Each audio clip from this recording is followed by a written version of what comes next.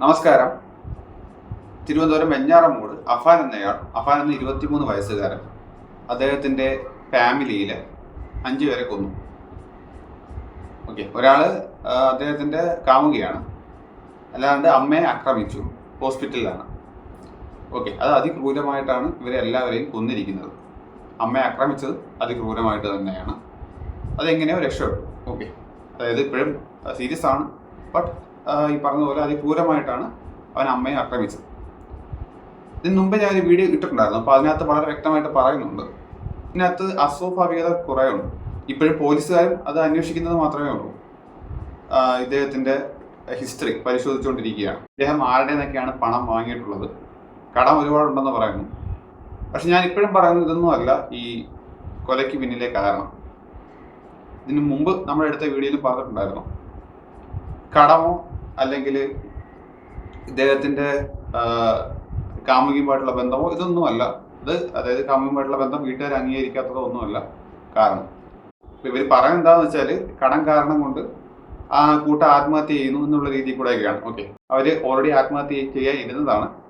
അപ്പം ഇവ എന്ത് ചെയ്തു, എല്ലാവരെയും അവസാനിപ്പിക്കാം എന്നുള്ള രീതിയിൽ കൂടെ. അപ്പോൾ അവിടെ വരുന്ന പ്രശ്നം എന്താണെന്ന് വെച്ചാൽ, അങ്ങനെ ഇല്ലാതാക്കാനാണ് എന്നുണ്ടെങ്കിൽ ഇവൻ്റെ ഫാമിലിയിൽപ്പെട്ടാൽ മാത്രം ഇവന് വധിച്ചാൽ പോരെ. ഇവൻ്റെ അച്ഛൻ്റെ സഹോദരനെയും വൈഫിനെയും ഇവന് കൊല്ലേണ്ടുന്ന കാര്യമില്ല, കാമുകിയെ കൊല്ലേണ്ടുന്ന കാര്യമില്ല. ആത്മഹത്യയായിരുന്നു അവൻ്റെ ഉദ്ദേശമെങ്കിൽ ഇവൻ പോലീസ് കീഴടങ്ങില്ല. അവൻ എലിവിഷൻ കഴിച്ചു എന്ന് പറഞ്ഞു. എലിവിഷൻ കഴിച്ചതിന് ശേഷം അവൻ എന്ത് ചെയ്തേനെ, ആ വീട്ടിൽ തന്നെ അവൻ തങ്ങിയേനെ. ഓക്കെ, മരിക്കാനായിട്ട് കാത്താനെ. പക്ഷെ ഇവ അതല്ല ചെയ്തത്. എലിവിഷൻ കഴിച്ചതിന് ശേഷം പോലീസിൽ വന്ന് കീഴടങ്ങിയാണ് ഉണ്ടായത്. അതുപോലെ തന്നെ കടം കയറി എന്താ പറയുക, ആത്മഹത്യയുടെ വക്കിലെത്തിയ ആളുകളെല്ലാം ഇതേ കണക്ക് വീട്ടുകാരെല്ലാം കൊല്ലുകയാണോ ചെയ്യുന്നത്? ഓക്കെ, അത് ഇത്ര ബ്രൂട്ടലായിട്ട് കൊല്ലുക എന്ന് പറയുന്നത് അതിനകത്ത് ഒട്ടും ചിന്തിക്കാൻ പറ്റാത്തൊരു കാര്യം തന്നെയാണ്. അപ്പം അതല്ല കാരണം. ഓക്കെ, അത് നമുക്ക് ഉറപ്പിച്ച് പറയാൻ പറ്റും. ആത്മഹത്യക്ക്, അതായത് ഈ ഒരു കൊലപാതകത്തിന് കാരണം എന്തായാലും കടമല്ല. ഇനി പറയുന്നത് മയക്കുമരുന്നാണ്. ഇദ്ദേഹം ഒരു ഡ്രഗ് അഡിക്റ്റ് ആണെന്ന് പറയുന്നു.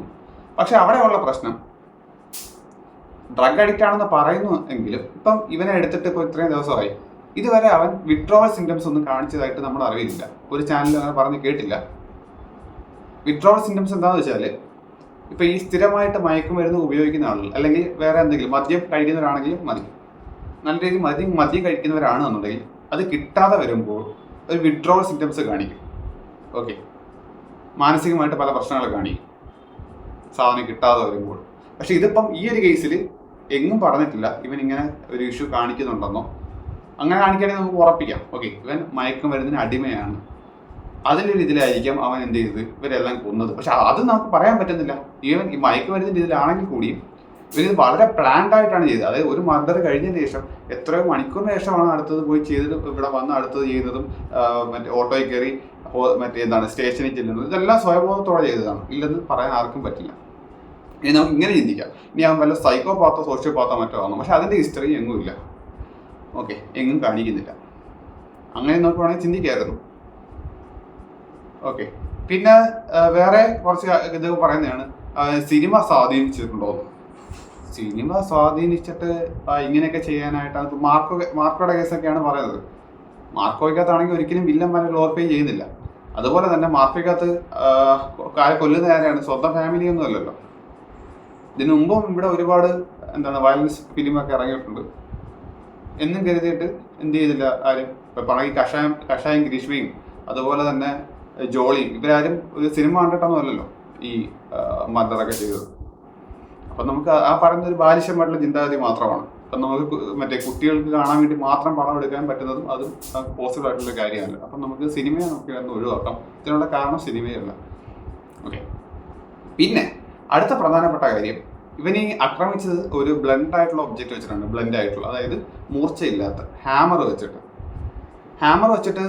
ഹാമർ എന്ന് പറഞ്ഞാൽ ആ ഒരു ആയുധം തന്നെ ഇവൻ എന്തിന് തിരഞ്ഞെടുത്തു എന്നുള്ളത് മറ്റൊരു കാര്യമാണ്, ചിന്തിക്കേണ്ടുന്ന കാര്യമാണ്.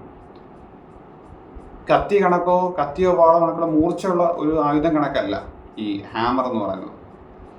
ഹാമറോ വടിയോ ഇത് കണക്കുള്ള ഒരു ഒബ്ജക്റ്റ് വെച്ചിട്ട് ഒരാളെ നമുക്ക് കൊല്ലണമെന്നുണ്ടെങ്കിൽ നല്ല കരുത്തുള്ള ആളുകളായിരിക്കണം. ഓക്കെ, അതായത് ഈ ഓപ്പോസിറ്റ് നിൽക്കുന്ന ആൾക്ക് പ്രതിരോധിക്കാൻ പറ്റാത്ത രീതിയിൽ നമ്മൾ എന്ത് ചെയ്യണം, അവരെ ആക്രമിക്കേണ്ടി വരും. എങ്കിൽ മാത്രമേ എന്താണ് പെട്ടെന്ന് മറ്റേ ആളെ ആക്രമിച്ച് കീഴ്പ്പെടുത്താൻ പറ്റത്തുള്ളൂ. ഇപ്പം ഈ പറയുന്ന കേസിലൊക്കെ ആണെങ്കിലും അവൻ്റെ മറ്റേ വാപ്പയുടെ സഹോദരനെ കൊല്ലുന്ന കേസ് നോക്കിയാലും ഒരു സോഫയിൽ ഇരിക്കുന്ന പോലെയാണ് ആ ഡെഡ് ബോഡി ഇരുന്നത്. ഓക്കെ, ഇരിക്കുകയായിരുന്നു സോഫയിൽ. അപ്പം ഒറ്റയടിക്ക് ആളെ ഈ ഹാമർ വെച്ച് അടിച്ച് തീർക്കാമെന്ന് വെച്ചില്ല. അതായത് അവർക്ക് നിലവിളിക്കാൻ പോലും പറ്റാത്ത രീതിക്ക്. അപ്പം നമുക്കറിയാം ഞൊടിയിടയിലായിരിക്കണം ഇത് നടന്നിട്ടുള്ളത്. ഓക്കെ, മറ്റുള്ളവർക്ക് പ്രതിരോധിക്കാനോ അല്ലെന്നുണ്ടെങ്കിൽ എന്താണ് നടക്കുന്നതെന്ന് പോലും മനസ്സിലാക്കാൻ പറ്റാത്ത ആ വേഗതയിലായിരിക്കണം ഇത് വെച്ചിട്ട് ആക്രമിച്ചത്. അത് ട്രെയിൻഡ് അല്ലാത്തൊരാൾക്ക് ചെയ്യാനായിട്ട് വളരെ പ്രയാസമാണ്. ഓക്കെ, ഇത് മുമ്പേക്ക് റിപ്പർ എന്ന് പറഞ്ഞ ആളാണെന്ന് തോന്നുന്നു. അത് ഒരു സൈക്കോപാത്ത് കണ്ടായിരുന്നു ഇങ്ങനെ ആളുടെ തലക്കടിച്ചു കൊല്ലുന്നത്. ഓക്കെ, ഇവിടുത്തെ കേസ് പറയുകയാണെന്നുണ്ടെങ്കിൽ ഇവൻ ചെയ്തിരിക്കുന്നത് ഇതേപോലെ തലക്കടിച്ചു കൊല്ലുകയാണ് ചെയ്തത്.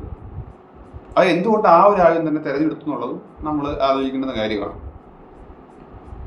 അതും 20 വട്ടമൊക്കെ അടിച്ചിട്ടുണ്ടെന്നാണ് പറഞ്ഞത്. ഓക്കെ, അപ്പം അങ്ങനെ ഒരാൾക്ക് എന്തായാലും മറ്റേ കത്തി വെച്ചിട്ട് വേണമെങ്കിൽ ആക്രമിക്കാം, അതാണ് എളുപ്പവും അല്ലേ. പക്ഷെ അവൻ എന്തുകൊണ്ട് ഈ ഒരു ചിറ്റിക അല്ലെങ്കിൽ ഹാമർ തിരഞ്ഞെടുത്തു? അപ്പോൾ അത് നമ്മൾ ആലോചിക്കേണ്ട കാര്യം തന്നെയാണ്. പിന്നെ ഇവനിപ്പം കടമാണെന്ന് പറയുന്ന ഒരു യാതൊരു വിധമായിട്ടുള്ള ഒരു ന്യായം നമുക്ക് പറയാൻ പറ്റുന്നില്ല. കടമാണെന്നുണ്ടെങ്കിൽ അവൻ ആത്മഹത്യ ചെയ്യണമായിരുന്നു. ഈ ഒരു കേസിൽ അത് നടന്നിട്ടില്ല. അവൻ ആത്മഹത്യ ചെയ്യാനുള്ള ഒരു ഇത് നടന്നിട്ടില്ല. അത് മാത്രമല്ല, എലിവേഷൻ കഴിച്ചു എന്ന് പറയുന്നു. പക്ഷെ എലിവേഷൻ കഴിച്ചു കഴിഞ്ഞാൽ അവനറിയാം എലിവേഷൻ കഴിച്ച് മറ്റേ ചെറിയ അളവിലേക്ക് കഴിച്ചു കഴിഞ്ഞാൽ ചാവത്തില്ല എന്നുള്ളത്. പിന്നെ അവൻ എന്തിനാണ് അത് കഴിച്ചതിന് ശേഷം ഒരു പ്രഹസനം പോലെ നടത്തിയെന്നുള്ള കാര്യം നമുക്ക് ഇപ്പോഴും അറിയില്ല. ഇതുപോലൊരു സംഭവം മുമ്പ് നന്ദൻകോട് നടന്നിട്ടുണ്ട്. തിരുവനന്തപുരം ഡിസ്ട്രിക്റ്റിൽ തന്നെ നന്ദൻകോട് എന്ന് പറയുന്ന സ്ഥലത്ത് കേഡൽ ജിൻസൺ രാജ എന്ന് പറഞ്ഞ ഒരാൾ അദ്ദേഹത്തിൻ്റെ വീട്ടുകാരെ കണക്ക് ഇല്ലാതാക്കിയിട്ടുണ്ട്. അച്ഛനെയും അമ്മയും അങ്ങനെ കുറച്ച് ആളുള്ള സ്വന്തം വീട്ടിലുള്ള അവരെ എല്ലാവരെയും ഇതേപോലെ മർഡർ ചെയ്തിട്ടുണ്ട്. അവിടെ പറഞ്ഞത് ആസ്ട്രൽ പ്രൊജക്ഷൻ എന്ന് പറഞ്ഞൊരു സംഭവമാണ്, പരകായ പ്രവേശം എന്നൊക്കെ പറഞ്ഞു. അതൊരു സൈക്കോപാത്തൊക്കെ ഞാൻ തോന്നുന്നു. ഓക്കെ, അങ്ങനെ എന്തോ മറ്റേ എന്തെങ്കിലും ഈ ബ്ലാക്ക് മാജിക്കോ അത് കണക്കുള്ള എന്തൊക്കെയോ ചെയ്തിട്ട് അതിൻ്റെ ഒരു രീതിയിൽ പോയതാണ്. ഇവിടെ ഇപ്പോൾ എന്താ കേസ് എന്നുള്ളത് നമുക്ക് വ്യക്തമല്ല. അത് ഇനി വരും ദിവസങ്ങളിൽ മാത്രമേ നമുക്ക് അറിയാൻ പറ്റുള്ളൂ. പക്ഷേ ഈ പോലീസ് പറയുന്നത് പോലെ സിനിമ ഇതിനെ എന്താ പറയുക കാരണമായിട്ടുള്ളോ എന്ന് ചോദിച്ചു കഴിഞ്ഞാൽ ഇല്ലെന്ന് തന്നെ നമുക്ക് പറയേണ്ടി വരും. ഓക്കെ, ഈ ഒരു സിനിമയും കണ്ടതിന് ശേഷം എന്താ പറയുക ഇതുപോലുള്ള ഇത്രയും ബ്രൂട്ടലായിട്ടുള്ള കൊലപാതകം ചെയ്യുമെന്ന് നമുക്ക് ഒരിക്കലും പറയാൻ പറ്റില്ല. അവിടെ അല്ലെങ്കിൽ എന്ത് ചെയ്യണം, സിന്തറ്റിക് ഡ്രഗ്സിൻ്റെ ഒരു ഇതുണ്ടായിരിക്കണം. ഇവിടെ ഇപ്പം ഈ ഒരു കേസിൽ ഇതുവരെയും എന്തായാലും അവൻ ഉപയോഗിക്കുന്ന ആളാണെന്ന് പറയുന്നുണ്ട്. പക്ഷെ ഈ കൃത്യം ചെയ്ത സമയത്ത് ഉപയോഗിച്ചിട്ടുണ്ടോ എന്നുള്ളതും നമുക്ക് ഉറപ്പില്ല. അതുപോലെ തന്നെ സ്ഥിരം ഇത് ഉപയോഗിക്കുന്ന ആളാണോ എന്നുള്ളതും ഉറപ്പില്ല. ഓക്കെ, സ്ഥിരം ഇത് ഉപയോഗിക്കുന്ന ആളൊക്കെ ആണെങ്കിൽ നമുക്ക് പെട്ടെന്ന് അറിയാനും പറ്റും. മാനസികമായിട്ടുള്ള ഓരോ പ്രശ്നങ്ങൾ കാണിക്കും. ഇവൻ ഈ പറഞ്ഞതുപോലെ എന്താ പറയുക ഈ എലിവിഷം കഴിച്ചു എന്ന് പറയുന്നു. പക്ഷെ അവൻ എന്താണ് പറയുക അതിൻ്റെ ചികിത്സ എടുക്കാനൊന്നും അവൻ എന്താ പറയുക കൂട്ടാക്കുന്നില്ല എന്നുള്ള രീതിയിൽ കൂടെയൊക്കെ സംസാരിക്കുന്നുണ്ടായിരുന്നു. അപ്പം സ്വയബോധം ഇല്ലാത്ത ആൾക്ക് ചെയ്യാൻ പറ്റുന്ന കാര്യമൊന്നും അല്ല ഇത്. ഓക്കെ, അവൻ ഈ പറഞ്ഞ കണക്ക് മാല എങ്ങാണ്ട് എടുത്തിട്ടുണ്ടെന്ന് പറഞ്ഞായിരുന്നു. പക്ഷെ അത് പിന്നീട് അവിടെ നിന്ന് കിട്ടിയെന്ന് പറഞ്ഞു എന്തോ. അല്ലാണ്ട് ഒരു എന്താ പറയുക ഒരു ധനകാര്യ സ്ഥാപനത്തിൽ നിന്ന് 1400 ചെറിയ എമൗണ്ട് അങ്ങാണ്ടൊക്കെ വാങ്ങിച്ചു വന്നു. ആ കാശ് കൊണ്ടാണ് ഹാമർ വാങ്ങിച്ചതും ബാഗ് വാങ്ങിച്ചതും അല്ല. ഇതൊന്നും സ്വയബോധത്തോടെ അല്ലാതെ ഒരാൾക്കും ചെയ്യാൻ പറ്റില്ല. ഇതിനകത്ത് വേറെ എന്തൊക്കെയോ നിഗൂഢതകളുണ്ട്, അത് പുറത്തു വരേണ്ടതുണ്ട്. പക്ഷെ അതിനെ ഇതുപോലെ ഇപ്പം ഇന്ന് രാവിലെയും പറയുന്ന കേട്ടായിരുന്നു അവൻ്റെ മാനസിക നില ചെക്ക് ചെയ്യണം എന്നൊക്കെ. ഇനിയിപ്പോൾ അവന് അങ്ങനെ എന്തെങ്കിലും ഹിസ്റ്ററി ഉണ്ടോ എന്ന് അറിയില്ല. അത് മാത്രമല്ല ഇവൻ്റെ അമ്മയും ഈ പറയുന്നതുപോലെ ഇവനെ സപ്പോർട്ട് ചെയ്യുന്ന രീതിയിലാണ് സംസാരിക്കുന്നത്. ഓക്കെ, അതിപ്പോൾ അമ്മമാരാകുമ്പം സ്വാഭാവികമായിട്ടും മക്കളെ സപ്പോർട്ട് ചെയ്യും. പക്ഷെ ഇവിടുത്തെ ഒരു കേസിൽ പറയുകയാണെന്നുണ്ടെങ്കിൽ അവൻ്റെ അനിയനെ ആക്രമിച്ചിട്ടുണ്ട്. ഓക്കെ, അത് ഈ അമ്മയ്ക്ക് അറിയാമായിരിക്കും, കാരണം ആ ഒരു വീട്ടിൽ തന്നെയാണ് നടന്നത്. എന്നിട്ടും എന്തുകൊണ്ട് അവനെ സപ്പോർട്ട് ചെയ്യുന്നു എന്നുള്ള കാര്യം മറ്റൊരു നമുക്ക് ചിന്തിക്കേണ്ട കാര്യം തന്നെയാണ്. അത് നമുക്ക് എത്ര ആലോചിച്ചിട്ടും മനസ്സിലാവുന്നതുമില്ല. ഓക്കെ, ആത്മഹത്യയായിരുന്നു എൻ്റെ ലക്ഷ്യമെങ്കിൽ എൻ്റെ അച്ഛൻ്റെ സഹോദരനെയും വൈഫിനെയും കൊല്ലുന്ന കാര്യമില്ല. എന്തായാലും വരുന്ന ദിവസങ്ങളിൽ നമുക്കറിയാം എന്താണ് ഇതിൻ്റെ സത്യാവസ്ഥ എന്ന്. പക്ഷെ അപ്പോഴും ഒരിക്കലും ഇതായിരിക്കില്ല. കാരണം എന്താണ് കടമോ അല്ലെന്നുണ്ടെങ്കിൽ ഈ മയക്കുമരുന്നിൻ്റെയോ മദ്യത്തിൻ്റെയോ ഒക്കെ ഉപയോഗം കൊണ്ടോ സത്യാവസ്ഥ അതായിരിക്കണമെന്നില്ല. ഓക്കെ.